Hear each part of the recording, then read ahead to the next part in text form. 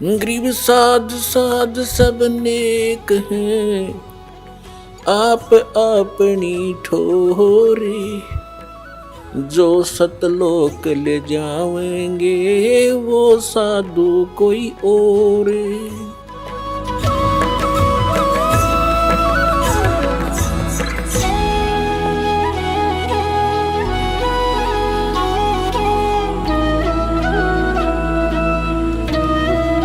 और भगवान शिव की जो शिव पुराण की कथा करा करते थे और निस्वार्थ भाव से कथा करते थे, किसी को मिसगाइड नहीं करते थे।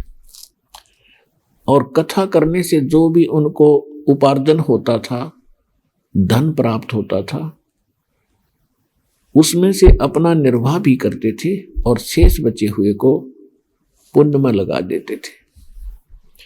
संग्रह संचन नहीं करते थे, जिस कारण से वहाँ की जनता, आसपास की जो श्रोता होते थे, उनके अंदर उनकी आस्था घनी होगी, वो बहुत ही महिमा के पात्र बने। प्रत्येक श्रद्धालु के मुख पर ये वचन था कि बहुत ही नेक ब्राह्मण हैं। इन अन्य ठगों की तरह ये ठगते नहीं हैं। अन्य ब्राह्मण जो कहते थे तुम्हारे पितर रुष्ट हो गए, 500 कपड़े दो, ऐसे श्राद्ध कराओ, 11 रुपये दो, ऐसा कर देंगे, तुम्हारा ऐसा कर देंगे, कहते ये ऐसा नहीं करते। जिस कारण से अन्य जो ब्राह्मण गुरु थे, जो रोजी रोटी के लिए ही अपना उद्देश्य लेकर के कथा आदि किया करते थे, वो गौरी शंकर से ईर्ष्या करने लगे।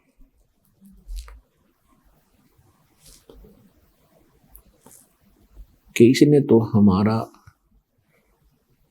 रोजगार ही बंद करने को जा रहा है। और इस बात का ज्ञान हो गया काशी शहर के मुसलमान मुल्ला और काजियों को। तो उन्होंने दाव लगाया कि जो अन्य ब्राह्मण गुरु हैं वो तो इसके साथ नहीं, और जनता विशेषकर धर्म गुरुओं के साथ ही होती थी, और जैसा भी वो हमें मिसगाइड कर देते थे, हम मरने मारने को तैयार हो जाते थे।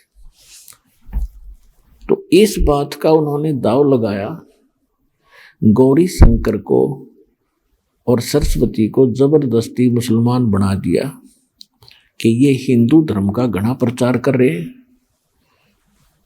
इसलिए इस पर बैन लगा दें। ऐसा ही हुआ। जो ही उन्होंने मुसलमान पीरों ने, मुल्ला और काजियों ने गौरी शंकर और सरस्वती के घर पे जाकर अपना जूठा जल छिड़क दिया, उनके मुंह में डाल दिया बाई फोर्स। और बहुत से ब्राह्मण बाहर देख रहे थे।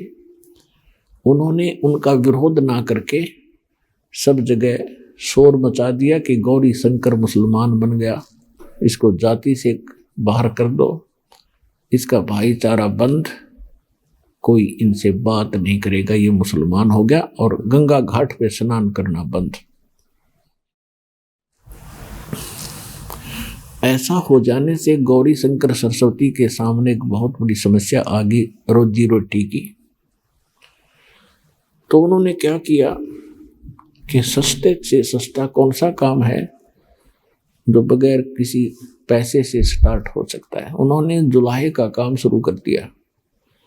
जुलाहे के काम में 4-5 एक डंडे से गाड़ने होते हैं, और उन्होंने वो जुलाहे का काम शुरू कर दिया। वो मुसलमान बना दिए गए, लेकिन अंदर से वो भगवान शिव की पूजा फिर भी कर रहे थे। भले ही वो 5 वर्ष नमाज भी करते थे, लेकिन भगवान शिव को भूल नहीं पाए थे। अंदर से उनको अंदर एक विशेष कसक थी।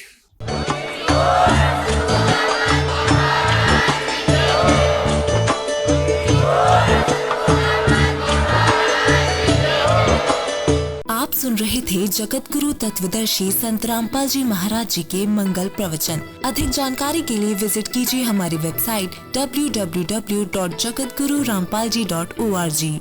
संत रामपाल जी महाराज जी के शुभ आशीर्वाद से पूरे विश्व भर में 500 से भी ज्यादा नाम दीक्षा केंद्र हैं, जिन पर संत रामपाल जी महाराज जी द्वारा ऑनलाइन निशुल्क नाम दीक्षा दी जा रही है। अपने नजदीकी नाम दीक्षा केंद्र का पता करने के लिए संपर्क करें 8222880541।